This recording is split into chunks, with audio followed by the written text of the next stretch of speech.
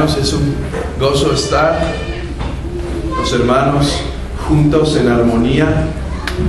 Es un deleite los cantos, los himnos.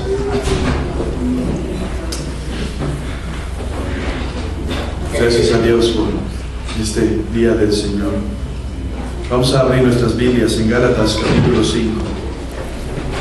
Gálatas capítulo 5, versículo 16 al versículo 18. Dice así la palabra del Señor. Digo pues, andad en el Espíritu y no satisfagáis los deseos de la carne.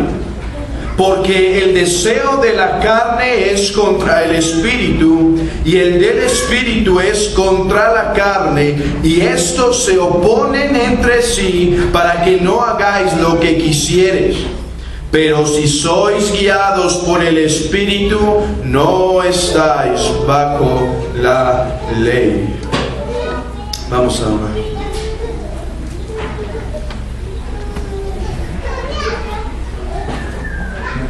Señor, tenemos por cierto que el mensaje de la cruz es locura para los que se pierden. Pero Señor, para nosotros el mensaje de la cruz es poder de Dios, sabiduría de Dios. Cristo es, Señor, tu sabiduría. Oh Padre, yo te ruego esta mañana, confiando en el poder del Evangelio, que salves a aquellos que aún se encuentran en tinieblas, sujetos a voluntad del diablo, Señor. Y principalmente te ruego en este día que edifiques tu iglesia con tu santa palabra, Señor. El Evangelio no es solo el mensaje para iniciar el cristianismo. El Evangelio es aquello que nos hará crecer en la vida cristiana y madurar. Yo te pido, Señor, que a través de tu palabra, de la exposición de tu Hijo Cristo, de la exaltación de tu Hijo Cristo, Señor, tu iglesia madure, Señor, para gloria de tu nombre, Señor, para demostración de tu omnipotencia, que santificas a un pueblo, Señor, que un día estuvo en tinieblas, Padre, que un día vivía en oscuridad, pero ahora está en luz por el poder del Evangelio. Oh Señor, pero al mismo tiempo preguntamos, ¿quién es suficiente? ¿Dónde está el sabio? ¿Dónde está el escriba? ¿Dónde está el disputador de este siglo? Señor, ¿quién es suficiente para estas cosas? ¿Quién podría expresar tu palabra debidamente? ¿Quién podría glorificar a tu Hijo Cristo, exaltar a tu Hijo Cristo a través de palabras de hombres?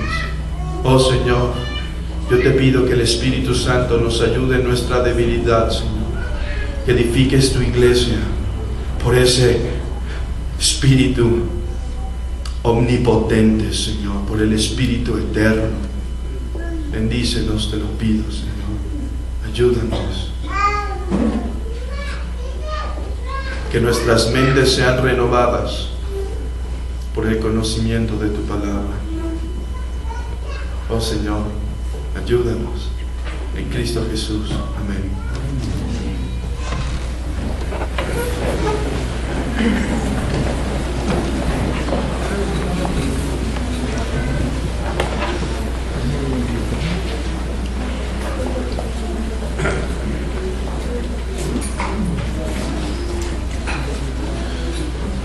Al inicio del capítulo número 5,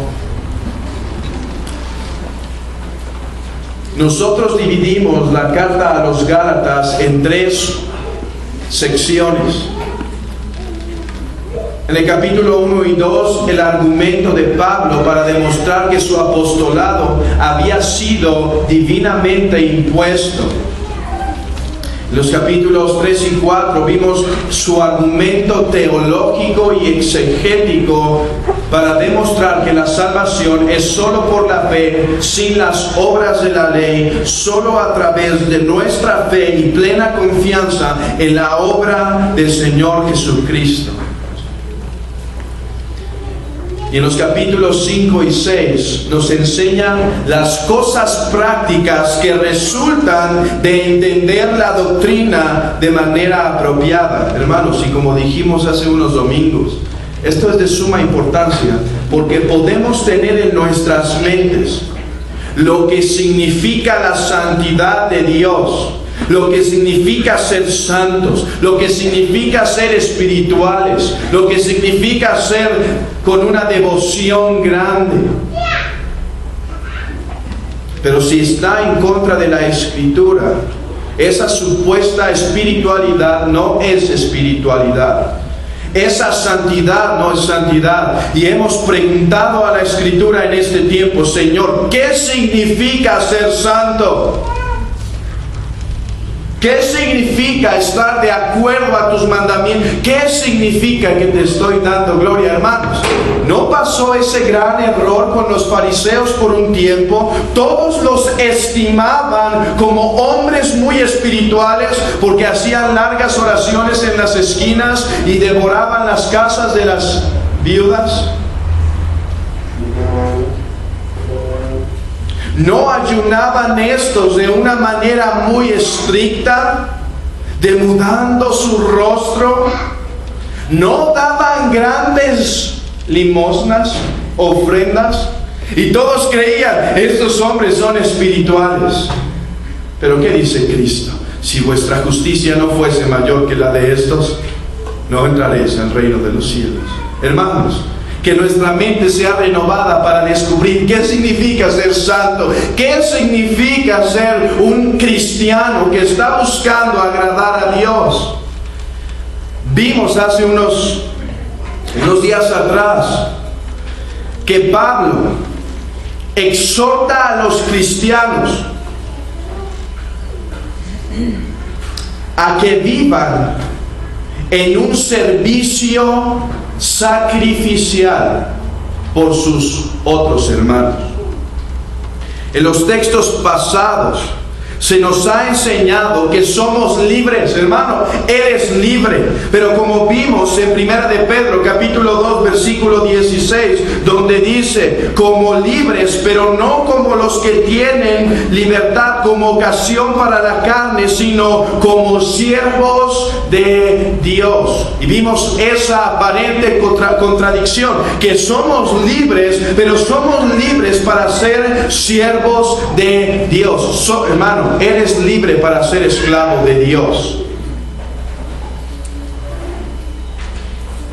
Y vimos cómo había algunos que podrían decir con su boca amar a Dios, pero aborrecer a su hermano. Una de las evidencias que alguien verdaderamente es una persona santa es una persona que sirve a sus hermanos, que se entrega a su iglesia, que se entrega al servicio. Y no cualquier servicio, sino como así como nosotros amamos a nosotros mismos, así debemos servir a nuestros hermanos. Porque nadie aborreció jamás su propia carne, sino que la cuida y la sustenta, dice Efesios capítulo 5. De la misma manera, de los cuidados que tú tienes para contigo, esa es la calidad con la cual debes servir a tus hermanos. Y ahora en estos versículos que tenemos para esta mañana, Pablo nos explica cómo podemos lograr ese servicio sacrificial. ¿Cómo lograr esto? ¿Cómo evitar? Quizá hay alguien que sinceramente se está preguntando, ¿cómo evitar una carnicería dentro de la iglesia? Como dice en el versículo 15. Pero si os mordéis y os coméis unos a otros, mirad que también no os consumáis unos a otros. Y alguien en Galacia podía estar preguntando, ¿cómo evitar esto? ¿Cómo evitar que dentro de la misma iglesia pareciera existir una carnicería? Hermano, ¿cómo puede ser una bendición a la iglesia en vez de una desgracia? ¿Cómo es que puede ser una bendición para tu iglesia en lugar de una desgracia? Y en estos últimos 11 versículos, Pablo nos va a explicar cómo podemos conducirnos de una manera apropiada dentro de la iglesia del Señor. Podríamos poner un título general a estas últimas predicaciones del capítulo 5. Un título general sería Andando en el Espíritu. Pero esta mañana, al considerar del versículo 16 al versículo 18,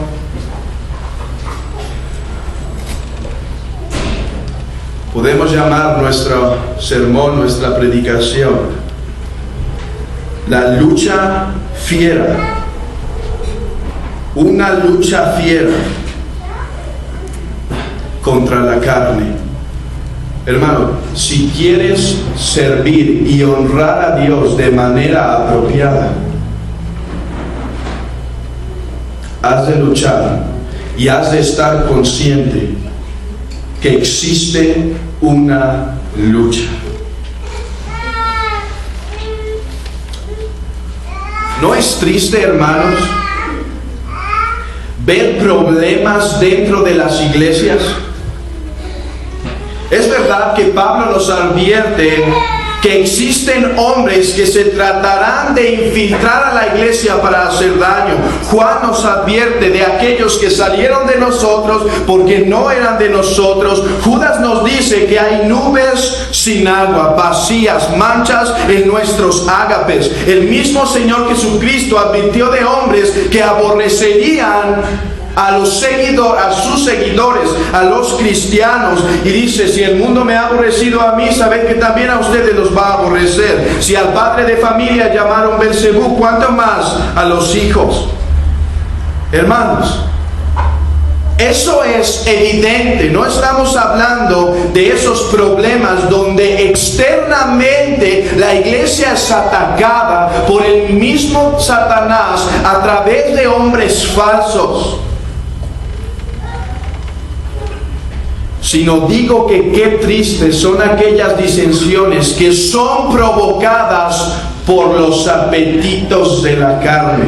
Qué tristes aquellas divisiones innecesarias a causa de la carnalidad que no mortificamos en el Espíritu con su santa palabra. Ahora, tengo que aclarar otra cosa. No estoy hablando de no abordar al hermano que es sorprendido en alguna falta. No estoy diciendo que no debemos expulsar a aquellas personas que siguen viviendo, que se encuentran en una práctica de pecado y obscurecen y manchan el testimonio de Cristo que es expresado en la iglesia local. No digo que no debemos hacer eso, y aunque llega a ser triste, por amor a la iglesia de nuestro Señor Jesucristo, tenemos que actuar con valentía, tenemos que actuar con prontez para acudir y eliminar estos problemas. No te digo que si tu hermano peca contra ti, no vayas con él y le reprendas. No te digo que si tu hermano lo sorprendes en alguna falta, no vayas y le exhortes. Te digo lo contrario, ve y hazlo por amor a tu iglesia. Pero digo que cuán tristes son aquellas disensiones como la iglesia en Corinto estaba pasando, que por causa de un favoritismo, por causa de una elección, yo soy de Apolos, yo de Pablo, yo de Esteban, yo de Cristo, la iglesia estaba sufriendo una división interna, una carcoma estaba ocurriendo dentro de la iglesia por cuestiones carnales.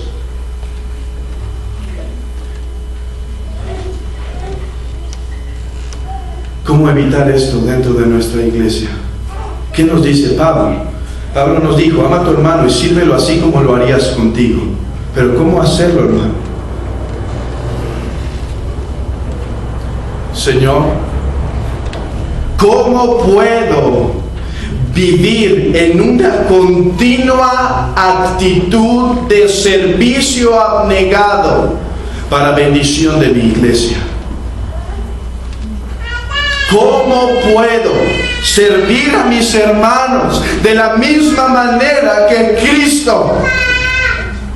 No buscando lo mío, no buscando lo propio, sino buscando el bienestar de mis hermanos. ¿No dice así Romanos capítulo 14, Romanos capítulo 13, versículo 14 también? Que Cristo no buscó, ni aún Cristo se agradó a sí mismo, hermanos. ¿Cómo caminar en ese estado de negación constante para bendición de mis hermanos? Dice Pablo en el versículo 16. Digo pues, andad en el Espíritu. Ahí está, hermanos.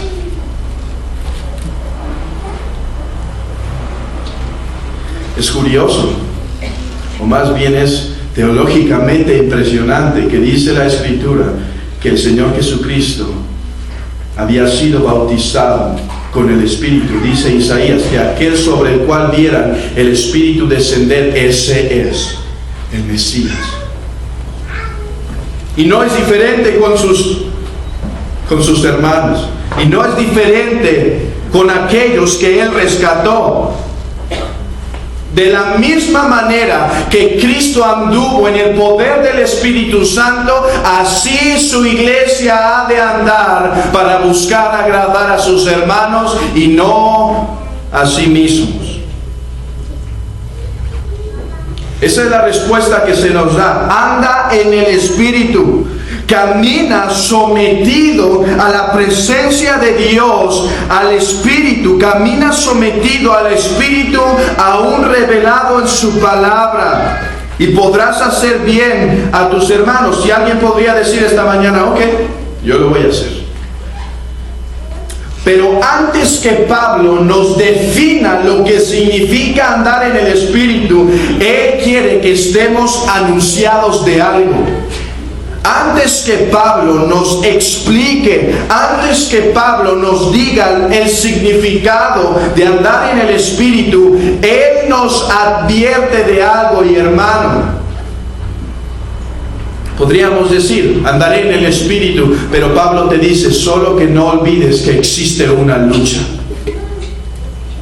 Dice en el versículo 16, digo pues, andar en el Espíritu y no satisfagáis los deseos de la carne, porque el deseo de la carne es contra el Espíritu.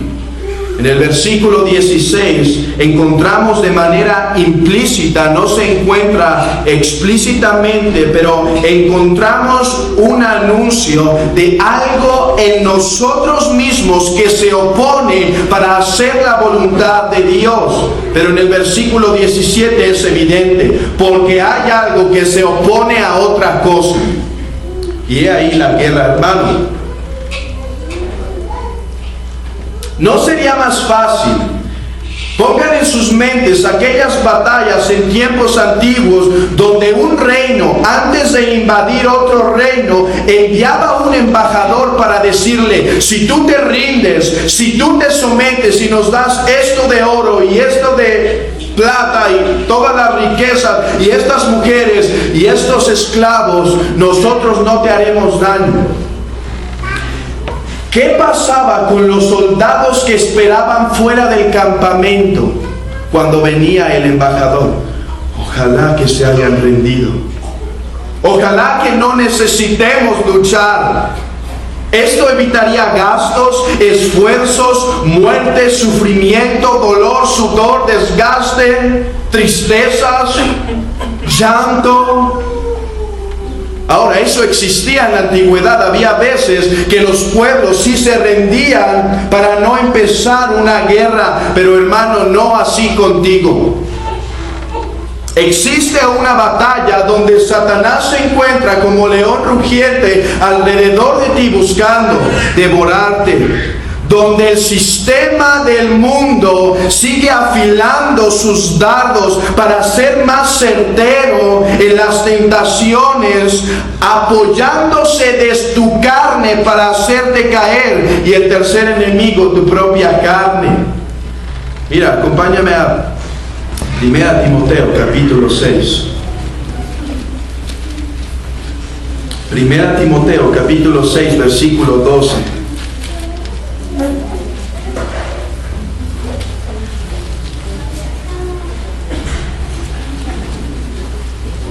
Pelea la buena batalla de la fe.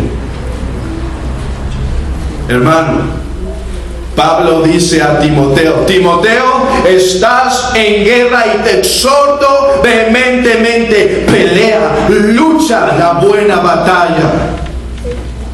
Echa mano de la vida eterna, a la cual asimismo fuisteis llamado, habiendo hecho la buena profesión delante de muchos testigos. Hermanos, miren lo que dice ahora en 1 Timoteo capítulo 1 versículo 18.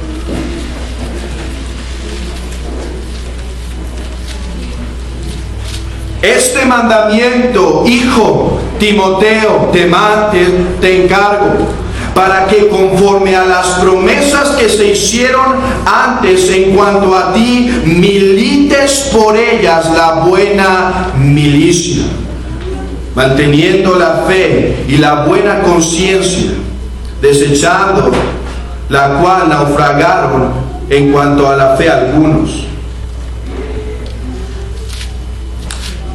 Pablo exhorta en la misma carta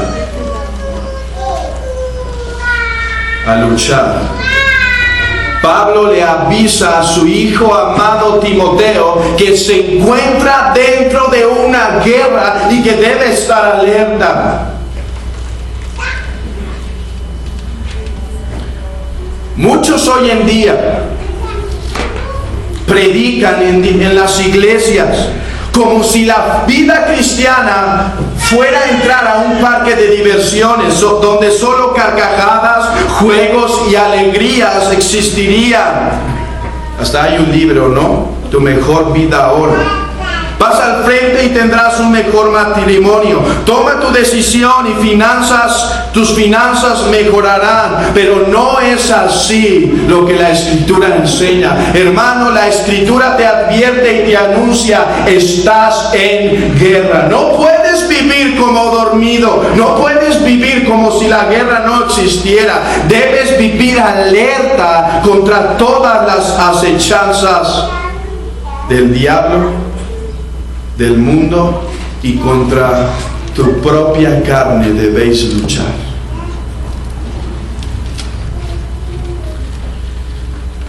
Apocalipsis capítulo 14.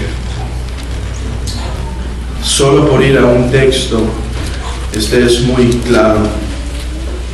Apocalipsis capítulo 14, versículo 13.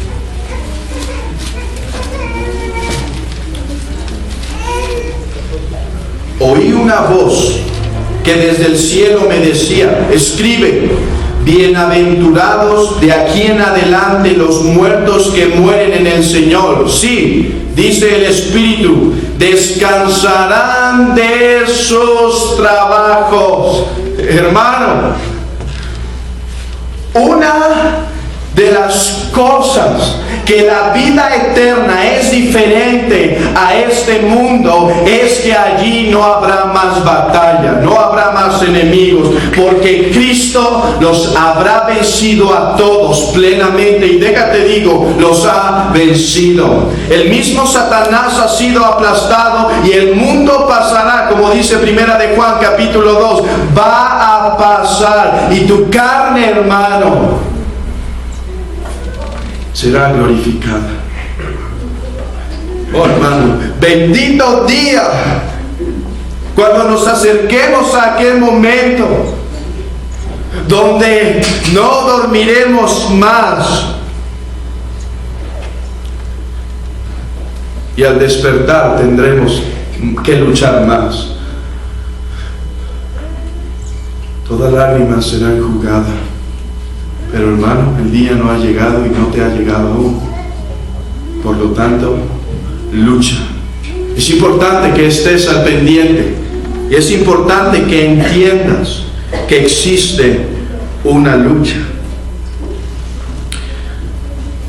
Dice G.C. Wright: El verdadero cristiano, noten esto, el verdadero cristiano, no el que se dice ser cristiano, el que es verdaderamente cristiano ha sido llamado a ser soldado y como tal debe comportarse desde el día de su conversión hasta el día de su muerte. Su profesión religiosa está reñida, está enemistada con todo lo que se denomine fácil, indolente y proporcione seguridad terrenal. No puede dormir tranquilamente junto al camino al cielo.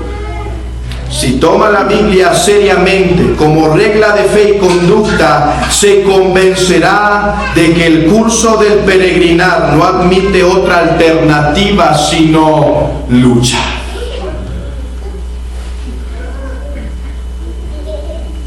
Tú que estás viviendo aquí los domingos, quizá por un año, la pregunta es, no te voy a preguntar si eres verdadero cristiano, vas a decir que sí, la pregunta es, ¿estás luchando? Aún aquellos que son convertidos de unos cuantos días, hay algo manifiesto en sus vidas: lucha, desgaste.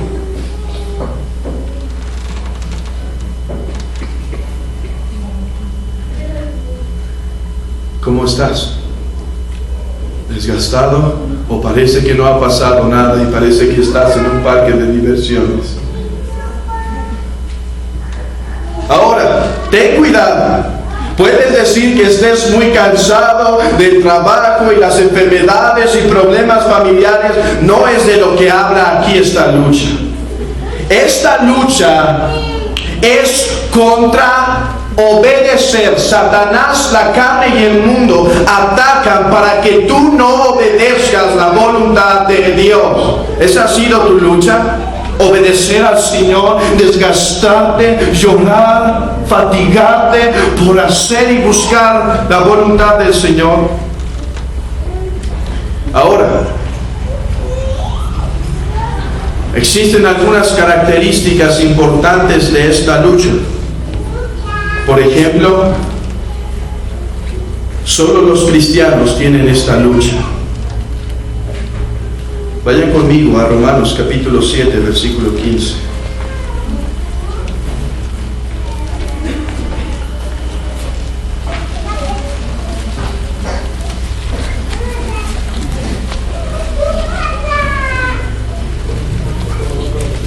Romanos capítulo 7, versículo 15. Porque lo que hago no lo entiendo, pues no hago lo que quiero, sino lo que aborrezco, eso hago. Versículo 22. Porque según el hombre interior me deleito en la ley de Dios. Versículo 25. Gracias doy a Dios por Jesucristo, Señor nuestro. Así que yo mismo con la mente sirvo a la ley de Dios, mas con la carne a la ley del pecado. Y en un momento vamos a abundar en este tema para definir cómo es esta lucha. Pero es importante que entiendas, hermano, que es el cristiano que entra en una lucha desgastadora. Estas palabras son escritas por Pablo como una experiencia de un cristiano en crecimiento. Como un cristiano que ha crecido y ha llegado a una madurez en donde alcanza a ver su vileza y lucha contra ella. La existencia de una lucha interna es la evidencia de que alguien en verdad ha nacido de nuevo. Las personas que son más miserables son aquellas que pueden comer, beber, trabajar, gustar, viajar, caminar, pensar sin ninguna lucha dentro de sí mismo.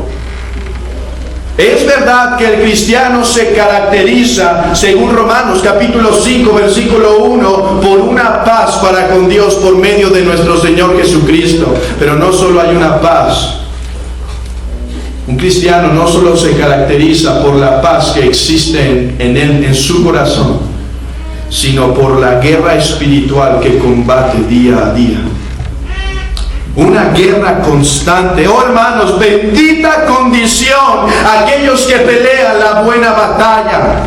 Existen muchas guerras y muchas, hermanos, ciertamente son vanas por cosas de intereses mundanos, por hombres despiadados, pero benditos aquellos que pelean por someter su carne a obediencia a Dios. Benditos aquellos que pelean por ser transformados de gloria en gloria a la imagen de Cristo. Benditos aquellos que pelean sometiendo la voluntad de la carne en obediencia a Dios. Oh hermano, yo te digo, quizás estás desgastado, afligido, cansado, pero descansarás.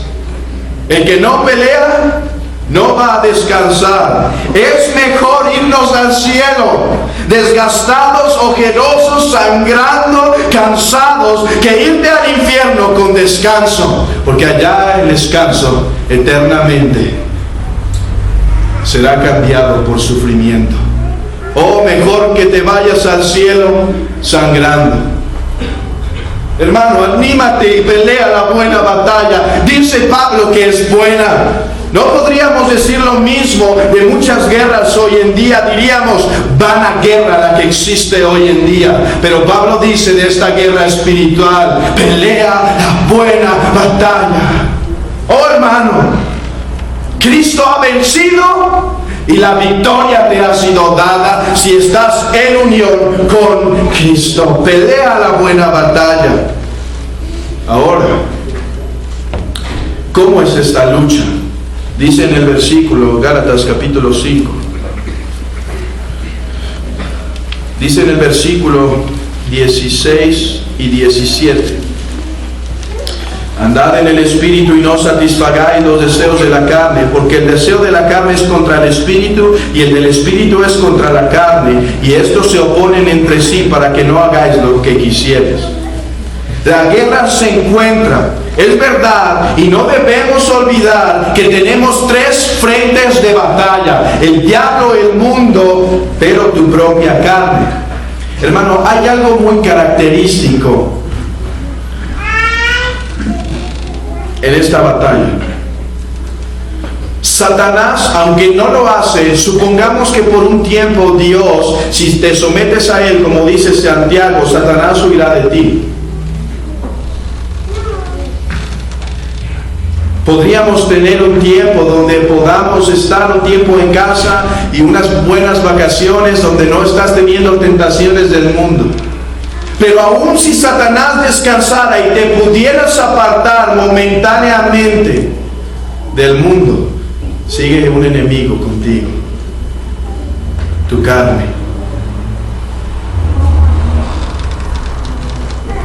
Dijo un hombre: si existe una iglesia perfecta, no vayas a ella, porque la vas a hacer imperfecta. Hubo un hombre que intentó hacer una ciudad donde no iba a haber cosas del mundo, nada del mundo iba a entrar. Pero hermanos, el lugar estaba infestado de pecado porque hombres había dentro de ella. Aunque nos pudiésemos apartar del mundo, y no apruebo esto, la Escritura dice en Juan capítulo 17 que no nos debemos apartar del mundo, pecaríamos contra Dios al hacerlo, en un sentido físico. Pero aunque descansaras de tus dos primeros enemigos, recuerda, hermano, la carne está en ti. Dice un hombre: el creyente, mientras está en la tierra, experimenta un conflicto agonizante en su propio corazón. Ahora, hermanos, quiero explicar brevemente lo que significa esta lucha. Hay muchas confusiones por no entender esta lucha. Conclusiones antibíblicas que vienen por no tener un buen entendimiento de esta lucha. ¿Qué significa la lucha contra la carne? Hay una corriente que dice que ya no existen luchas en el creyente contra el pecado, como si al momento que hubiésemos sido justificados, en ese preciso momento también hubiéramos sufrido una completa santidad. Ciertamente no hay textos que apoyen esta enseñanza en la Biblia. Y una evidencia fácil de esto, podríamos ir a Primera de Juan, a los Evangelios y ver todos los textos, pero hermano, piensa en esto. ¿Por qué hay tantas exhortaciones a velar y orar para no entrar en tentación? El espíritu a la verdad está dispuesto, pero la carne es débil. ¿Por qué hay tanta exhortación de Pablo donde dice, estén firmes en la fe? Si es que ya no luchamos contra los apetitos carnales.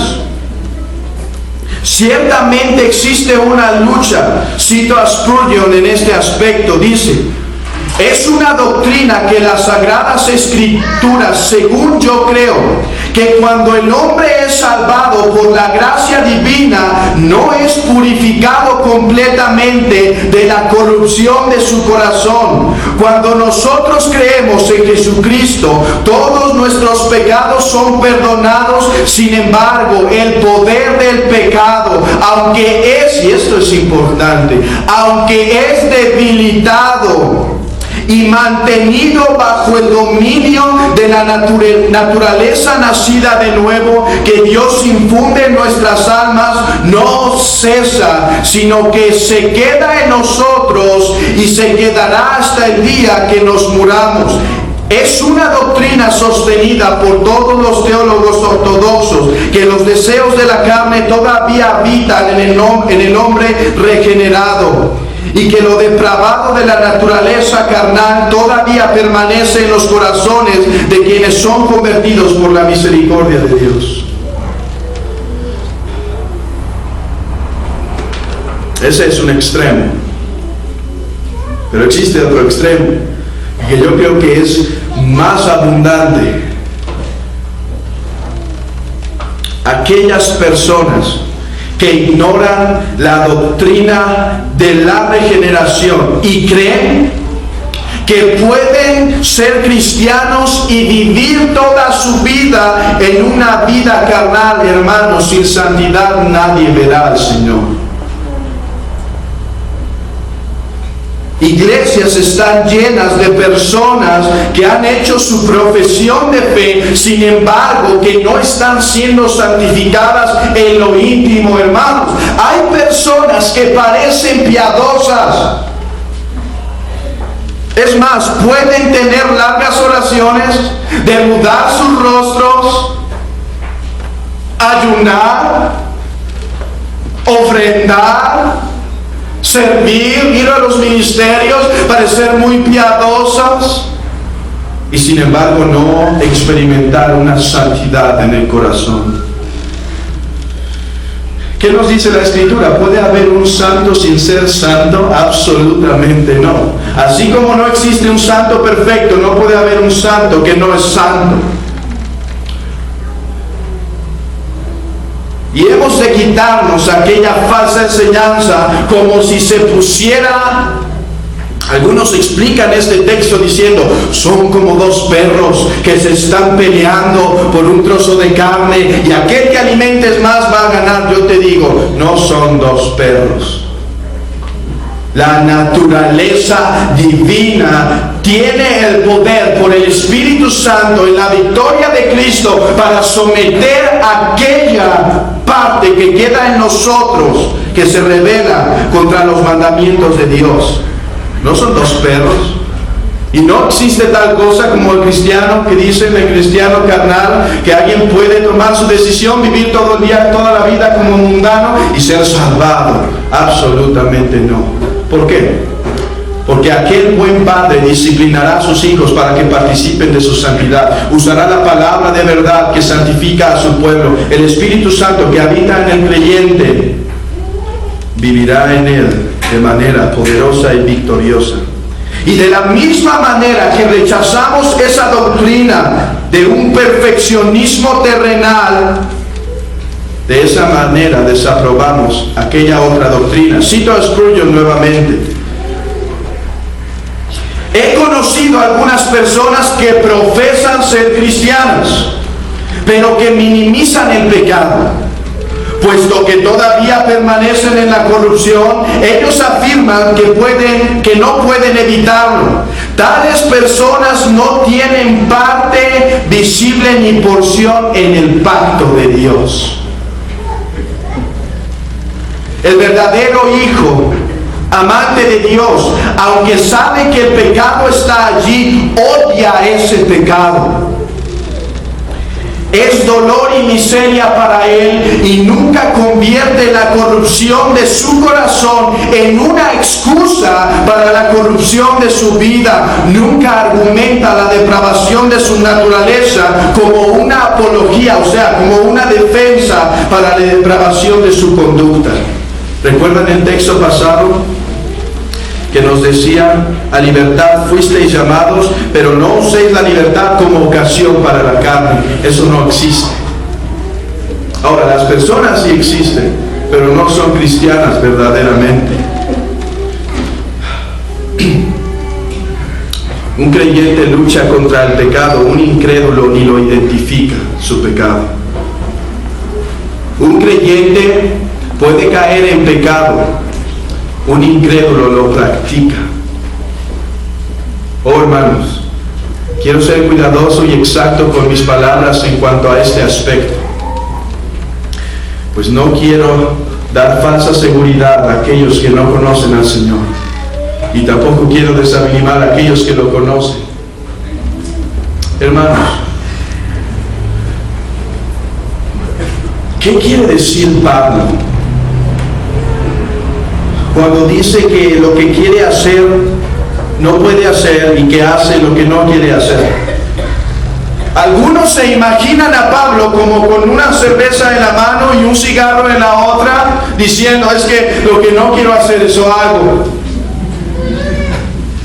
Aquellos que justifican el pecado. Pero hermanos, eso no es lo que pasa en la vida de Pablo. ¿Recuerdan aquellas palabras de Job? Yo soy vil. ¿Qué pasó con Job?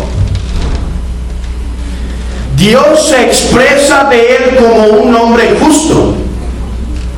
Dios se expresa de él como un buen hombre que caminaba de acuerdo a la voluntad de Dios. ¿En qué momento de su vida Job dice: yo soy vil?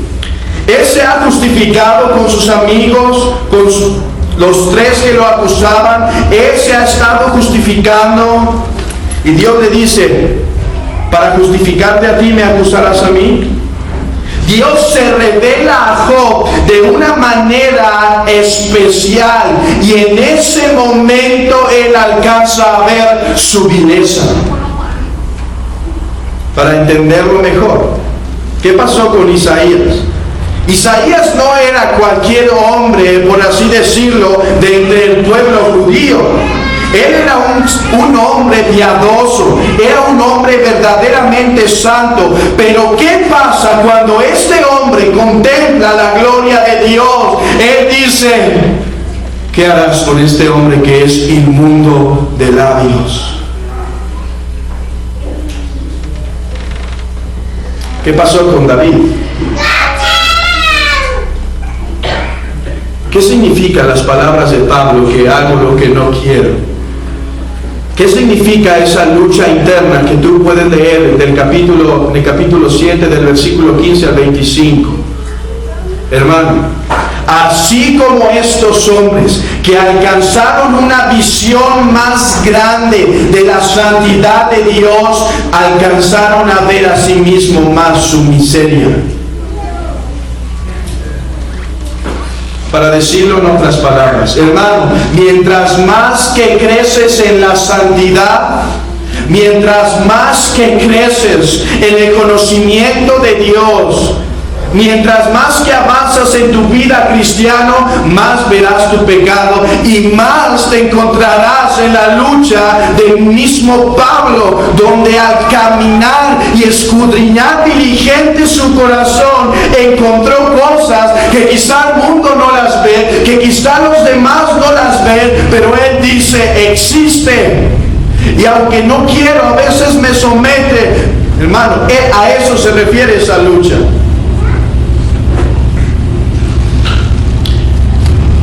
Podríamos decirlo, llegó a un crecimiento en su santidad donde alcanzaba a ver aún aquellas pequeñas cosas que parecen pequeñas.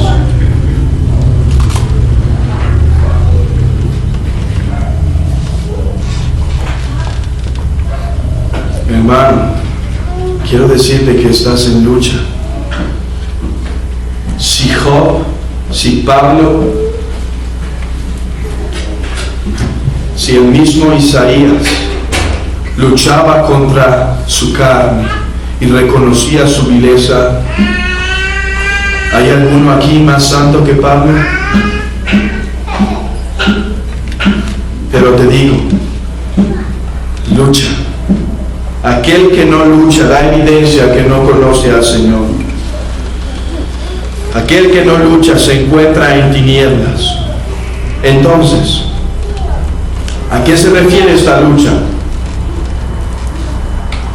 No hay un perfeccionismo, pero no existe tal cosa como una vida de un cristiano en plena carnalidad toda su vida.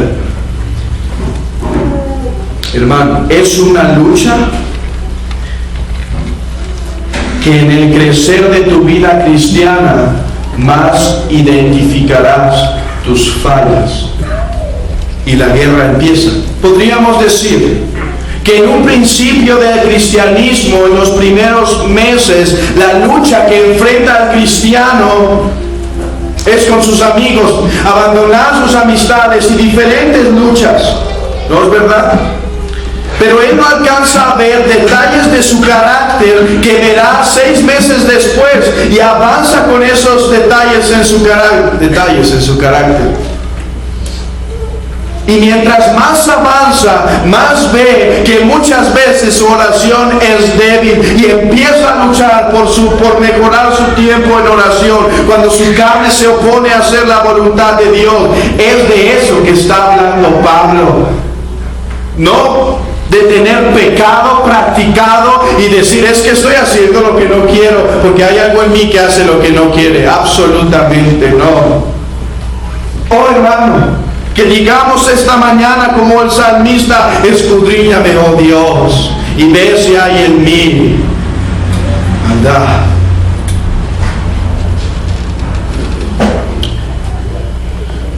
Aquel cristiano que no lucha por un tiempo, podríamos decir que parece que está dejando de recibir luz. Imagina esto: un sótano muy oscuro que te es ordenado limpiar de manera perfecta, y la luz, un hoyo ha traspasado ese sótano y la luz resplandece y tú alcanzas a limpiar cosas. Pero para limpiar mejor aquel cuarto es necesario que tú hagas más grande ese hoyo. Y mientras más luz entra, más alcanzarás a ver la mugre que existe. Hermano, es una descripción de la vida cristiana. Luz entra por un tiempo y alcanzas a ver las cosas que parecen que son muy obvias, que están sucias, pero que mientras más avanza, más se encontrará suciedad que hay que limpiar. Y he ahí la guerra, la buena batalla. ¿Qué dice Pablo? Lo hemos repetido tantas veces. Ten cuidado de ti mismo, Pablo. Sé pendiente de ti. Está alerta en cuanto a tu vida. Ten cuidado de ti mismo. Oh hermanos,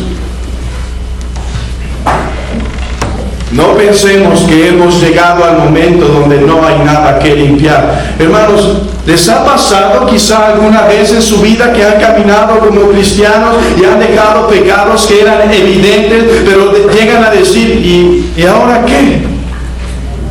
Hermano, no estás viendo a Cristo.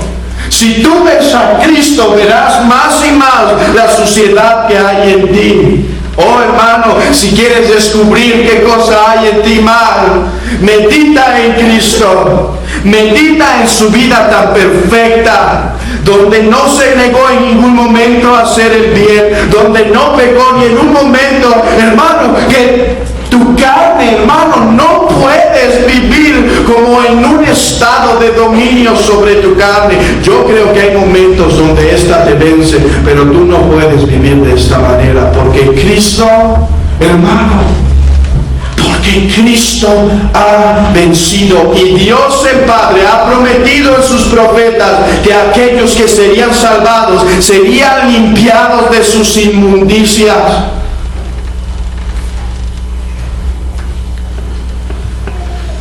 ¿Cómo vencer esta lucha? ¿Cómo ganar? Gálatas capítulo 5.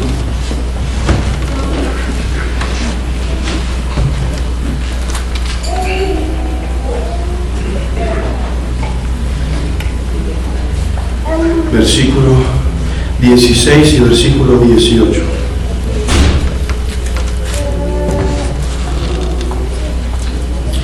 Digo pues, andad en el Espíritu y no satisfagáis los deseos de la carne. El texto griego, cuando nosotros leemos este versículo, alcanzamos a ver como no alimentes a este para que no alimentes a este, anda en el Espíritu y no alimentes a este. ¿Sí? Algo así entendemos. Pero el texto griego nos da más luz para entender qué significa. En el texto griego dice algo similar a esto: anda en el Espíritu y a consecuencia de este andar en el Espíritu, tú irás mortificando los deseos de tu carne. No es como si existieran dos mandamientos: anda en el Espíritu y no andes en los deseos de la carne. Es un solo mandamiento: anda en el Espíritu, y como consecuencia de este caminar, tú dejarás de hacer los deseos de la carne. Imagina esto: un hombre, una persona te está diciendo, mira este espectáculo de aves que hay aquí atrás.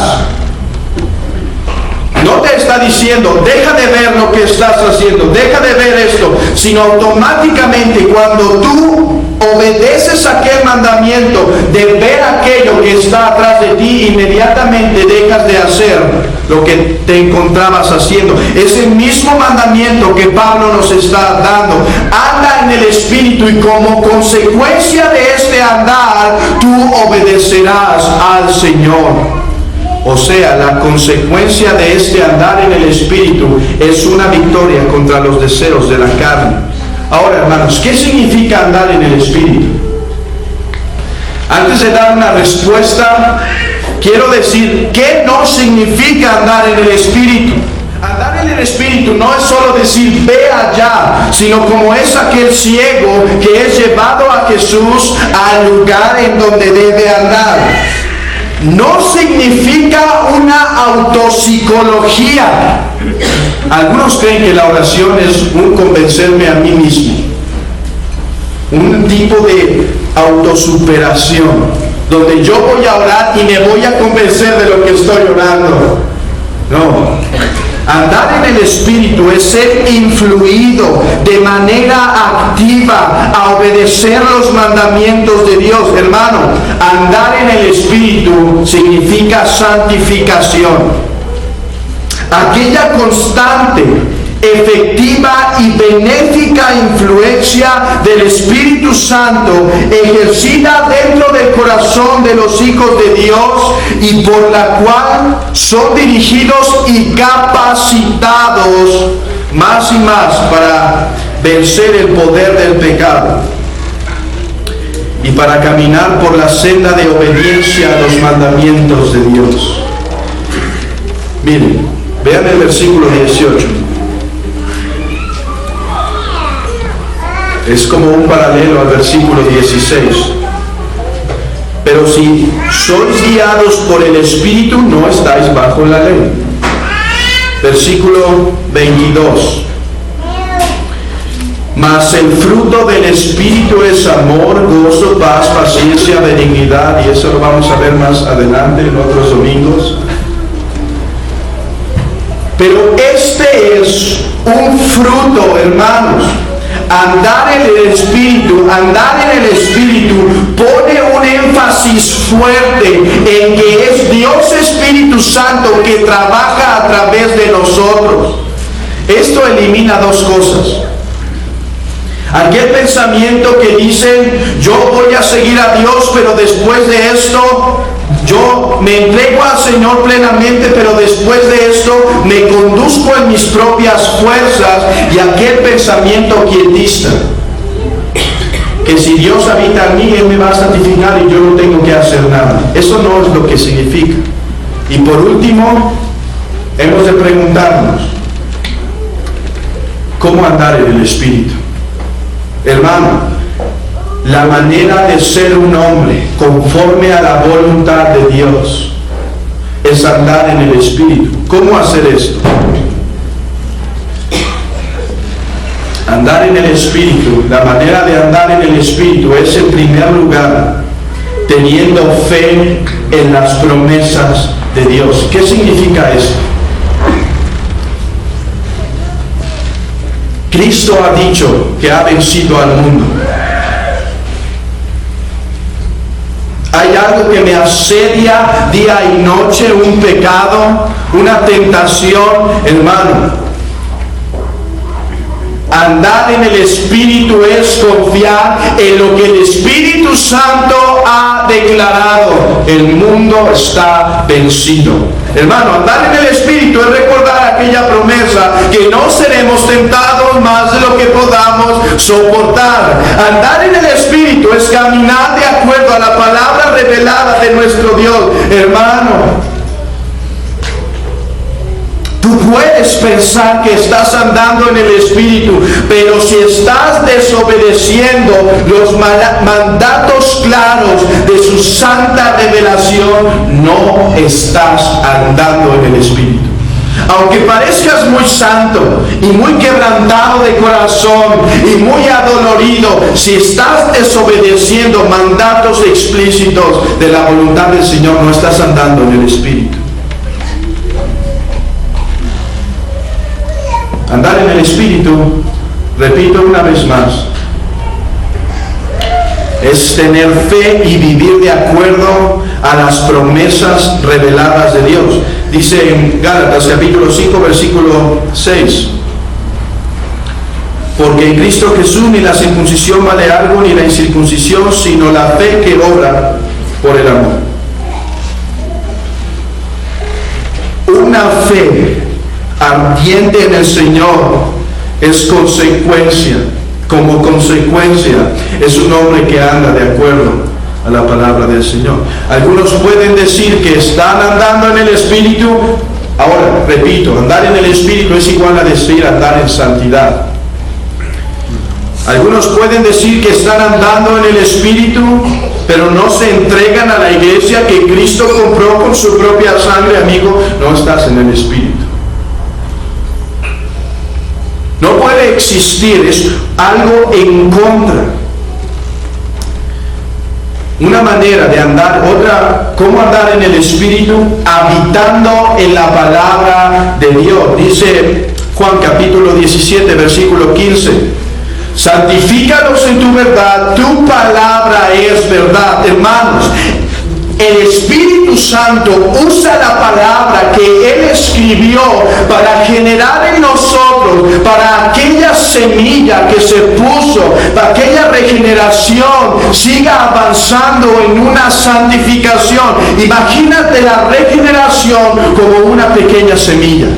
Cuando Él es justificado, o bueno, No voy a entrar en detalles en el orden de la salvación, pero en el momento que eres regenerado, una semilla se pone en tu corazón. La palabra de Dios, en el poder del Espíritu Santo, en un espíritu de oración, es como aquella agua y como aquel sol que la hace crecer.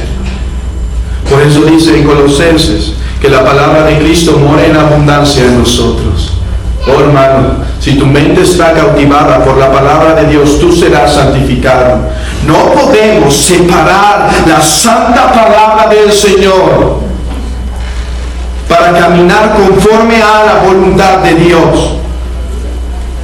Hoy existe mucha gente que trata de separar la doctrina de la vida práctica y dice: a mí no me digas nada de teología, yo no quiero saber de términos y todas esas cosas difíciles, a mí háblame cosas prácticas. El fin de ese pensamiento es muerte. Hay un video en el internet de un hermano, del hermano Paul Washer, que se llama Más que Teología, y él está predicando y se quebranta y le ponen al video Más que Teología. Yo no estoy de acuerdo con el título. Él experimenta esas realidades del Espíritu a causa de lo que conoce de Cristo. Hermano, ama la palabra y profundiza.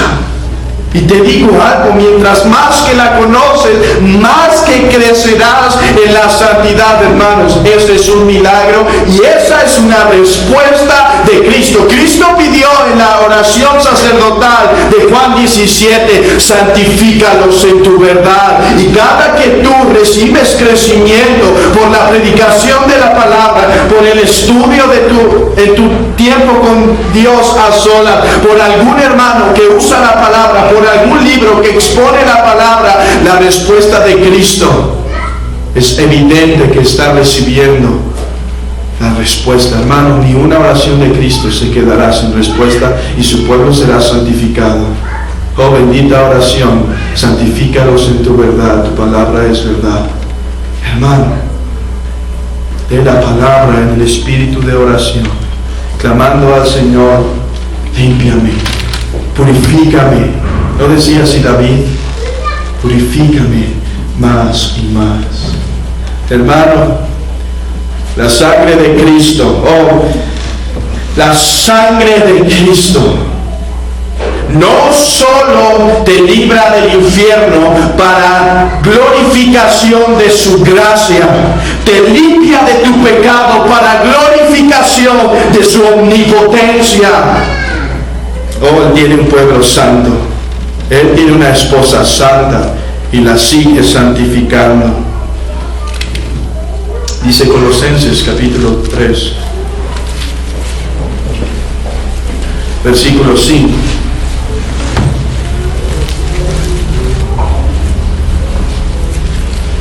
Haced morir pues lo terrenal en vosotros. Hermano,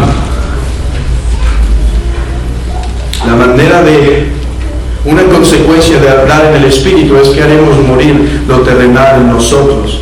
Pero miren cómo dice Colosenses capítulo 3, versículo 1.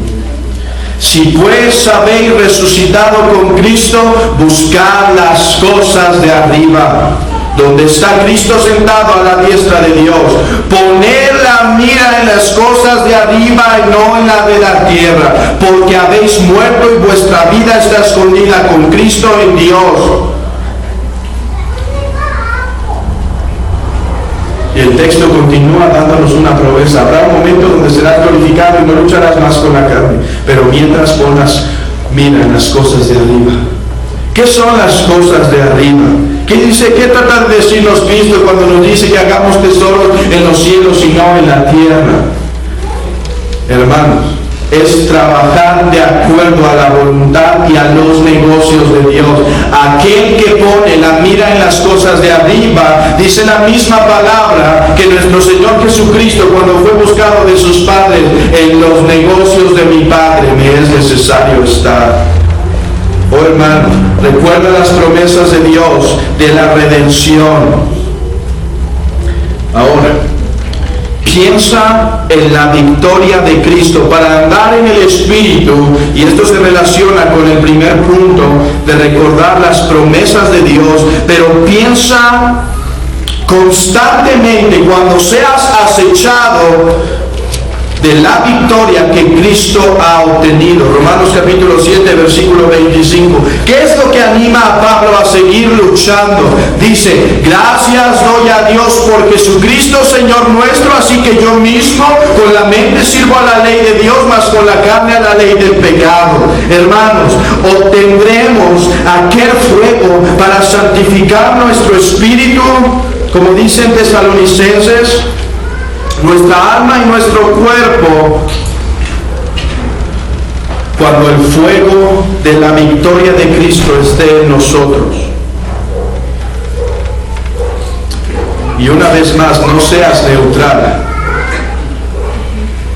Pon los ojos en el cielo. Ahora,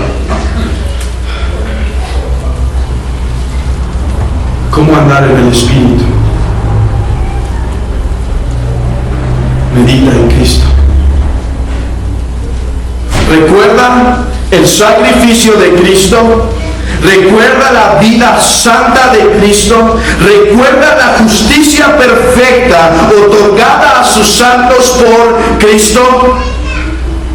Recuerda el lavamiento efectuado con su sangre por nuestros pecados. Recuerda que el arca de los decretos ha sido clavada por Cristo.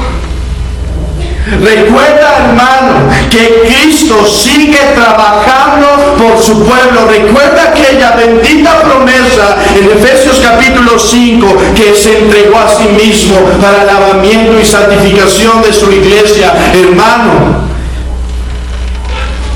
hemos de ser como el Arminio, no como Arminio, El armiño es un animal que habita en las montañas, como un pequeño hurón o algo así. En el verano su pelo es como café, pero cuando llega el invierno va mudando a tal grado que se vuelve blanco, blanco, blanco. Los cazadores fueron muy observadores con este pequeño animalito, ya que vieron que él tenía una obsesión muy grande por la limpieza, de tal manera que si se encontraban sucios se detenían para lavarse. Entonces los cazadores sagazmente pusieron barro alrededor de sus madrigueras, de sus cuevas, y cuando este animalito iba huyendo de los que lo perseguían, él se quedaba afuera. Y él no iba a entrar a ese lugar porque se iba a ensuciar. Y dice un hombre: hemos de preferir la muerte así como el armiño. Él prefería morir antes que ensuciarse. Hermano, prefiere morir antes que ensuciarte. Cristo murió para santificarte. Cristo murió para hacer de Él una iglesia santa, pura y sin mancha. Oh hermano, y su obra recibirá su recompensa. Vivamos en una continua dependencia del Espíritu Santo a través de la palabra. Hermano, muchas veces creemos que esto de andar en el Espíritu es algo místico, como un andar de misticismo. No. Andar en el Espíritu es actuar de acuerdo a su palabra, vivir de acuerdo a la voluntad de Dios, someternos a sus preceptos en el poder del Espíritu Santo a través de la oración. Oh hermano, como dice un hermano, todos creen que la vida cristiana es muy mística, y eso no es así. Pero ¿por qué batallo tanto con esto? ¿Por qué batallo tanto con esto? Es fácil. no andas en el Espíritu, no habitas en la palabra, no oras, no participas de los medios de gracia, como la reunión, las alabanzas, los buenos libros que Dios nos ha regalado para santificarte. Oh hermano, agarra las promesas de Dios y lucha por ellas. Su palabra es verdad y su palabra nos ha de santificar. ¿Cómo servir a los hermanos? ¿Cómo amar la iglesia de Cristo? Hermano, ten la mente de Cristo. ¿Qué hizo Cristo con su iglesia? Dio su vida. Si tú tienes su mente a través del estudio diligente de la palabra, la oración y usando todos los medios de gracia, la mente de Cristo estará en tu mente y tú caminarás como Él anduvo. Oremos. Oh Señor, ¿qué es el hombre para que te acuerdes de él, el Hijo del Hombre para que lo visites, Señor? Cuando miro los cielos, Señor, obra de tus manos, la luz y la luna y las estrellas que tú hiciste, nos preguntamos, Señor, ¿qué es el hombre para que lo hayas amado? Pero lo has hecho, Señor, por tu gran misericordia. No hay razón, Señor, para amar a estos pecadores, sino tu santa gloria. Oh Señor, que esta iglesia avance en el poder del Espíritu Santo para gloria y manifestación, alabanza de tu nombre. Padre, gracias por esta iglesia en México. Santifícala, purifícala, más y más.